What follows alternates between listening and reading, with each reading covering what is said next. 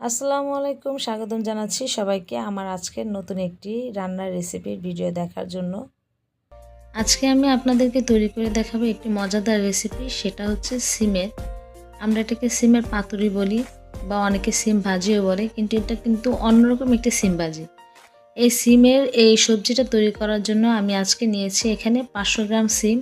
তো অবশ্যই এখানে আপনারা বাতি সিমটাকে ব্যবহার করার চেষ্টা করবেন, কারণ বাতি সিম দিয়ে যদি এই তরকারিটা রান্না করে খাওয়া হয় তাহলে কিন্তু অনেক ভালো লাগে। তাছাড়া আপনারা কিন্তু এই বিচি ছাড়া সিম দিয়েও এই রেসিপিটা তৈরি করতে পারেন, সেটাও কিন্তু খুব ভালো লাগে। দেখুন আমি কতটুকু বাতিওয়ালা সিম নিয়েছি, আপনাদেরকে একটু খুলে দেখাচ্ছি। এই তো দেখুন, এরকম বাতি সিম নিয়েছি আমি আজকে রেসিপিটা তৈরি করার জন্য। তাছাড়া আরও নিয়েছি আমি এখানে 2টি মাঝারি সাইজের আলু, এভাবে লম্বা লম্বা করে কেটে সেদ্ধ করে নিয়েছি। আমি আলুগুলোকে প্রায় 80% সেদ্ধ করে নিয়েছি। এইটার মধ্যে কিন্তু সেদ্ধ আলু দিলেই খুব ভালো লাগে তরকারিটার মধ্যে। তো এখন আমি দিয়ে 1/3 কাপ সয়াবিন তেল এবং 1/3 কাপ পেঁয়াজ কুচি। এখন এই পেঁয়াজ কুচিটা দিয়ে আমি একটু নেড়ে চেড়ে নিব, পেঁয়াজটা নরম না হওয়া পর্যন্ত। পেঁয়াজটা যখন এরকম নরম হয়ে একটু ব্রাউন কালার হয়ে এসেছে, তখন এর মধ্যে দিয়ে দিব আমি 1/2 চা চামচের মতো হলুদ গুঁড়া এবং 1 চা চামচ মরিচ গুঁড়া। আরও দিয়ে দিব 1/2 চা চামচ রসুন বাটা। এই 3টি মশলাই আমি এখানে ব্যবহার করব, এর চাইতে বেশি মশলা ব্যবহার করা যাবে না। আর দিয়ে দিলাম পরিমাণ মতন লবণ, দিয়ে দিব সামান্য একটু পানি। এখন আমি মশলাটাকে ভালো করে কষিয়ে নেব।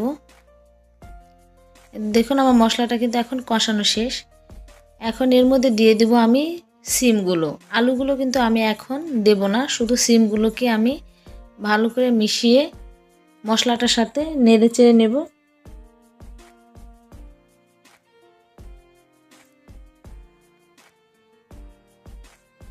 এই তো দেখুন, এখন কিন্তু আমি মশলাটাকে একটু 5-7 মিনিটের মতন কষিয়ে নিয়েছি। এখন তার মধ্যে দিয়ে দিলাম আর একটু সামান্য পানি। এই যেইটুকু পানি দিয়েছি এই পানিটুকুতে কিন্তু আমার এই সিমটা সেদ্ধ হয়ে যাবে, বেশি পানি দেওয়া যাবে না। তো দেখুন আমি 10 মিনিট পরে চলে এসেছি, আমার সিমটা কিন্তু প্রায় সেদ্ধ হয়ে এসেছে, প্রায় 60%-এর মতো সিদ্ধ হয়ে এসেছে। তো এর মধ্যে এখন আমি সেই সেদ্ধ করা যে আলুগুলো রেখেছিলাম সেগুলো দিয়ে দিয়েছি, দিয়ে আবার একটু নেড়ে চেড়ে দিব। এখন আমি আবারও এই সিমগুলোকে ঢেকে দিব ঢাকনা দিয়ে, পুরোপুরি সেদ্ধ হওয়ার জন্য। এতে করে আমার দেখা যায় 5 থেকে 8 মিনিট সময় লেগেছে এই সিমগুলোকে সেদ্ধ হওয়ার জন্য।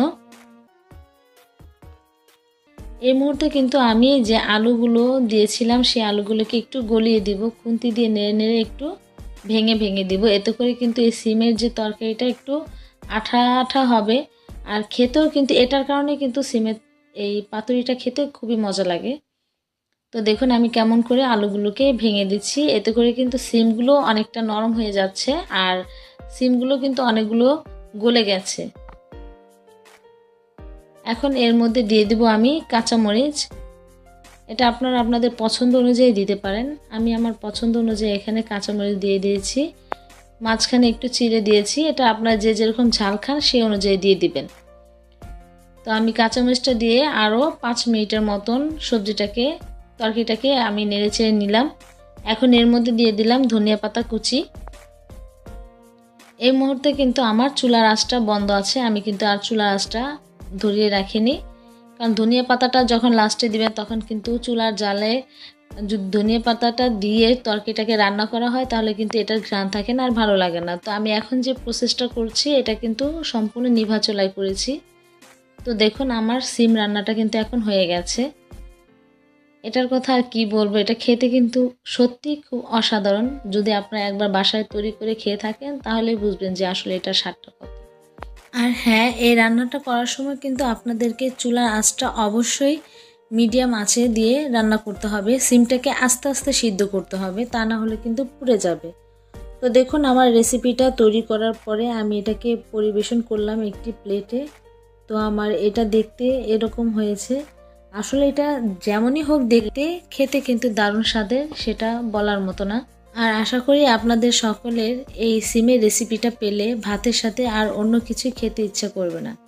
আর অবশ্যই যদি আমার রেসিপিটা আপনাদের কাছে ভালো লাগে তাহলে আমার চ্যানেলটাকে সাবস্ক্রাইব করে লাইক করবেন, শেয়ার করবেন, আমার জন্য দোয়া করবেন। আসসালামু আলাইকুম সকলকে।